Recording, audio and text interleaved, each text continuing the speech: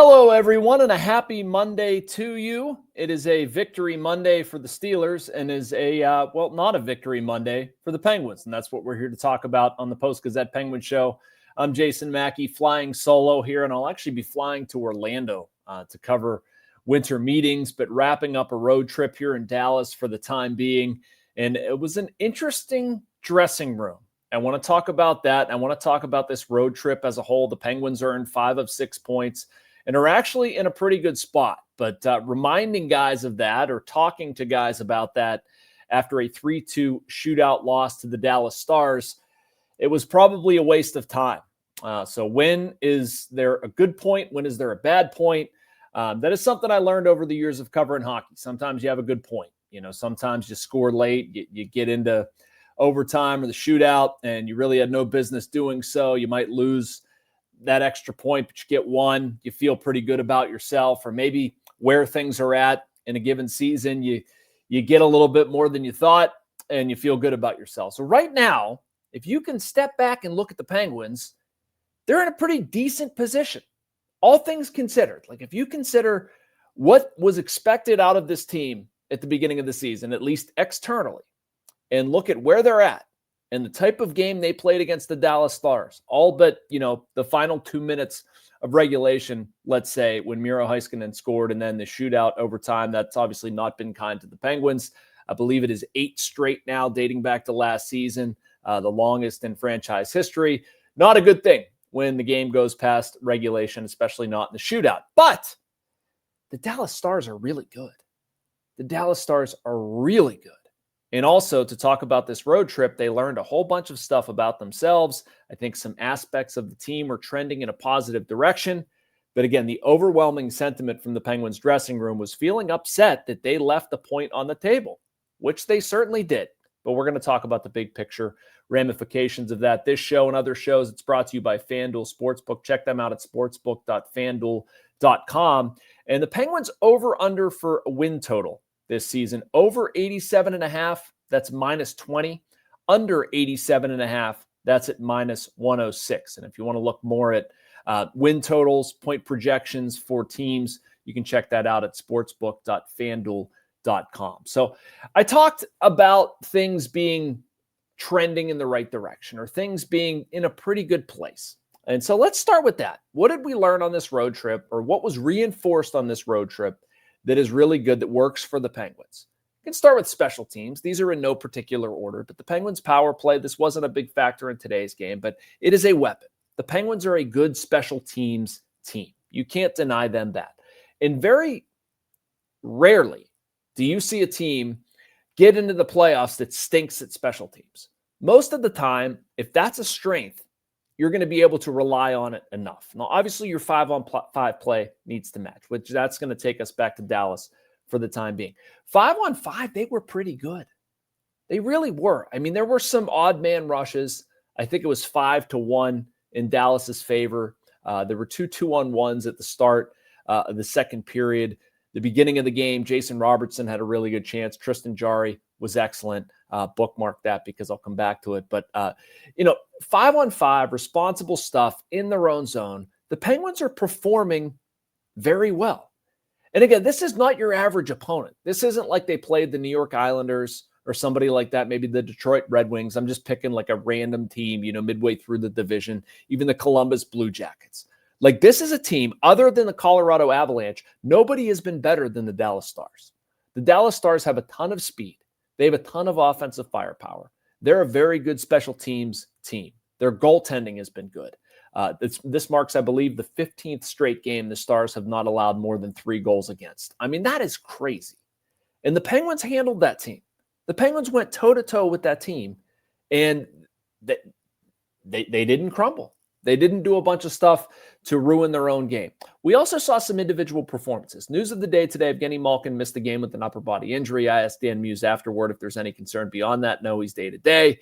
We'll see what that means for Tuesday against the Ducks. Don't think it's going to be terribly long-term. I mean, obviously, Gino was very good right up until the end in Tampa on Thursday. Saw him at practice.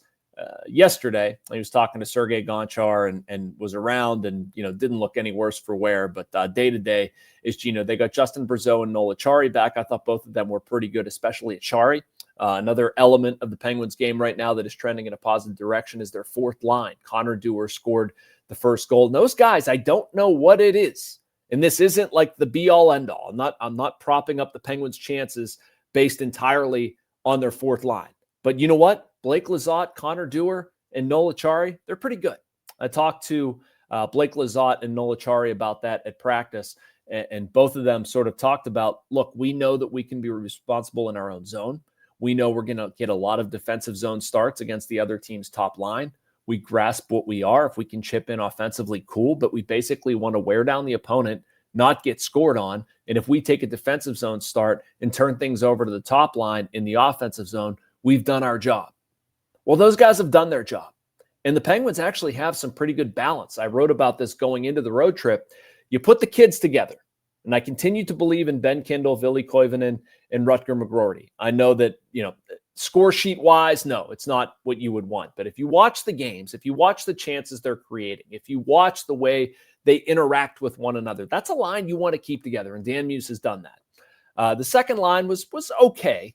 You have Kevin Hayes at center, Justin Brazeau, and Anthony Mantha on the wings. I thought Mantha was better tonight. He's been kind of passive. I talked to him at practice yesterday about his goal-scoring slump recently. He's kind of gone quiet, had a stretch, I believe, 8 and 12, and it's been, 9 or 10 since he scored. He said he wanted to shoot more. I thought he accomplished that. But you put Gino in the middle of those guys, I think you might have something. You get Sidney Crosby with Brian Rust. They're, again, I've been saying this, a top 6 winger short, but some way, shape, or form, Rickard Rakell is going to get back around Christmas. Maybe Kevin Hayes ends up shoehorned into that spot. I don't know. But, you should have some offensive balance there. You should have some guys who can create and score 5-on-5. You also have very good season from Erik Karlsson. If we look at the defense very quickly, was not Karlsson's best game. Had a couple gaffes with the puck, one that Parker Wotherspoon was able to help save. But the Penguins have some semblance of offensive balance, and we've seen it on this road trip. Next thing, and this might be the biggest, honestly, because if you don't have this, you're in a lot of trouble. But goaltending.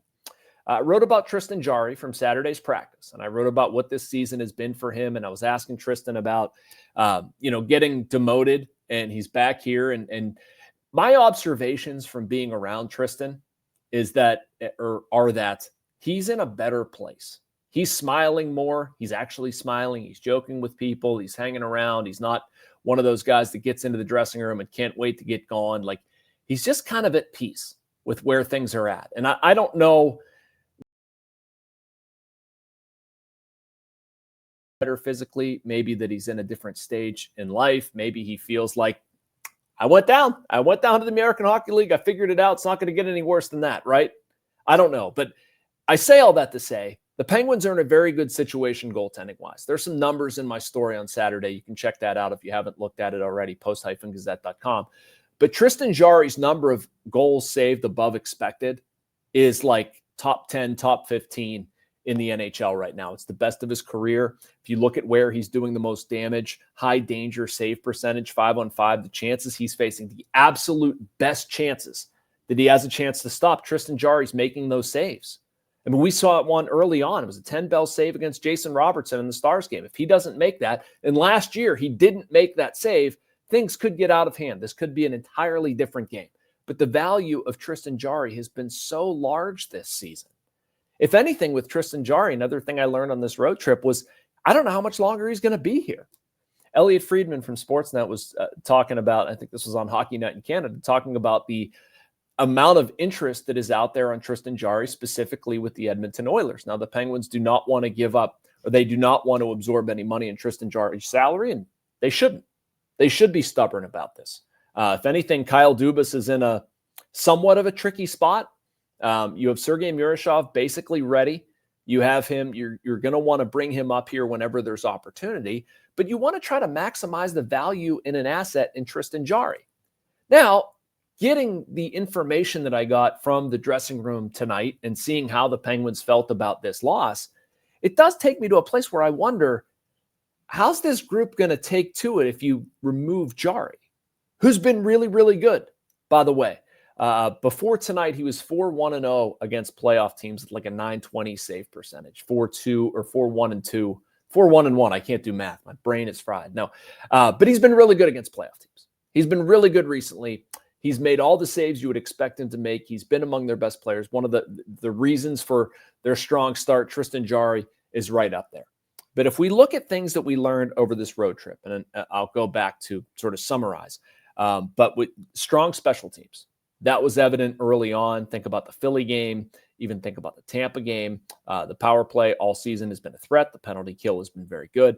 If they're able to defend, cool. There's certainly some things to work on, by the way. I'm not propping this up as flawless. That's not the case at all. They have to get better protecting leads. They have to get better in the third period. They have to get better with occasional gaffes. They have to get better in overtime and shootouts. Those things are not optional. But you've got a lot of ingredients in here that will play for a possible playoff team. Offensive balance, a third line that can add something, a fourth line that grasps its role. Defensively, the Penguins, by and large, they've been good enough. They have goaltending. It will help to get Evgeny Malkin back clearly, along with Rickard Rakell. They're a little bit short on skill at the moment, but they've managed to survive. But the biggest thing the Penguins have, and we learned that tonight, is that they have a belief in themselves or an expectation of themselves that did not exist prior to this externally, I should say. Internally, they had it. Internally, it was there. I actually asked Brian Rust, is there a bit of a belief starting to grow here? And he said there was never, we didn't believe or something like that. You probably saw it on Sportsnet Pittsburgh. I'll see if I can pull up the quote, but I thought it was very good. Belief was never missing, were Rust's exact words. But it's cool to see them demand more of themselves, and they should. And it's cool to see the calculus change with this team. A lot of people wanted to bury them. They're projected to be a bottom 5 team in the NHL. They go toe-to-toe with the Dallas Stars. They pick up 5 of 6 points against the Flyers, playoff team, against the Lightning, leading the Atlantic Division, and against the Dallas Stars, the second best team in all of hockey. And they've got a sour taste in their mouths because they didn't get that 6th point. I like it. I like where this team is headed. I like what Dan Muse is doing, and Muse concurred with all of that stuff. And you certainly look at this game and you can feel okay with parts of it. You can also poke holes in a lot of it, specifically the stuff beyond regulation. But my takeaway from this road trip is the Penguins are a lot better than anybody thought. That is starting to become glaringly obvious to anybody watching that team, and we will see more as they start a long homestand. And you would hope that they handle themselves well and pick up some points. They canceled practice on Monday, so nothing, won't be any updates there. I fly to Orlando. King Jemison's going to have the Penguins Pipeline feature early in the week. King will be covering the game Tuesday at PPG Paints Arena. Make sure you like and follow. You can get all of this content and so much more from our Post-Gazette North Shore Drive podcast and YouTube networks. I'm Jason Mackey. I'll talk to you later in the week.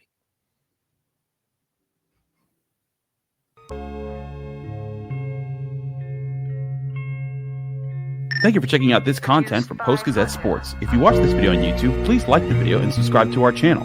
For all of the sports coverage the Post-Gazette has to offer, visit post-gazette.com.